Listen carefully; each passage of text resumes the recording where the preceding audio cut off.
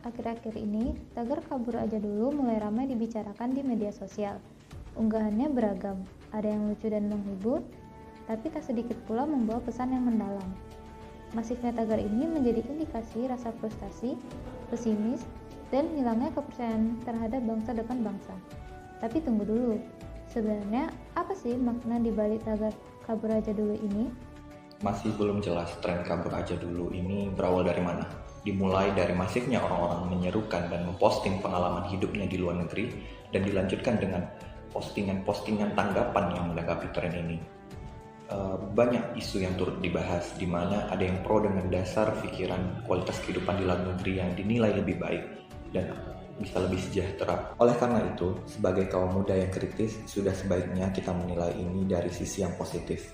Jika berkehidupan di luar negeri bertujuan sebagai modal bagi diri kita untuk perkembangan diri seperti mencari akses pendidikan yang lebih baik, menambah pengalaman, relasi, serta kemampuan skill, itu tentu dapat kita lakukan. Namun, ketika kita sudah mendapatkan itu semua, sudah seharusnya kita ingat dan berpikir untuk tetap balik aja dulu. Karena kalau bukan kita, siapa lagi yang akan membangun negeri ini? Ungkapan kabur aja dulu mungkin terdengar ringan dan wajar. Kadang, memang terasa sebagai cara cepat untuk menjauh dari tekanan, konflik, atau situasi tidak nyaman.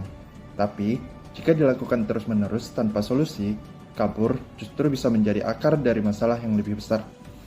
Berikut adalah dampak negatif yang sering tidak disadari.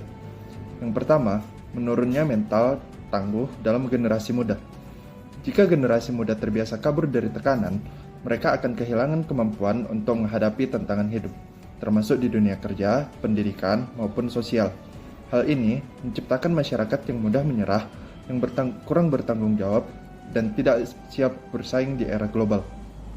Yang kedua, turunnya kualitas sumber daya manusia. Budaya menghindar dari masalah menyebabkan turunnya kualitas SDM di Indonesia. Ketika individu lebih memilih lari daripada menyelesaikan tugas, proyek, atau konflik, maka produktivitas atau profesionalisme juga menurun, baik di sektor pemerintahan, pendidikan, maupun swasta. Yang ketiga, kinerja institusi menurun. Di dalam organisasi dan lembaga negara, kebiasaan kabur dari tanggung jawab bisa merusak sistem kerja. Misalnya, pegawai yang tidak menyelesaikan tugasnya atau pimpinan yang tidak berani mengambil keputusan akan menghambat pelayanan publik dan menciptakan birokrasi yang lamban.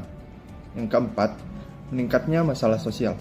Sikap menghindar dari konflik dalam masyarakat dapat memicu akumulasi masalah sosial, seperti ketidakadilan yang dibiarkan, kekerasan dalam rumah tangga yang tidak dilaporkan, hingga kasus perundungan yang tidak pernah diselesaikan.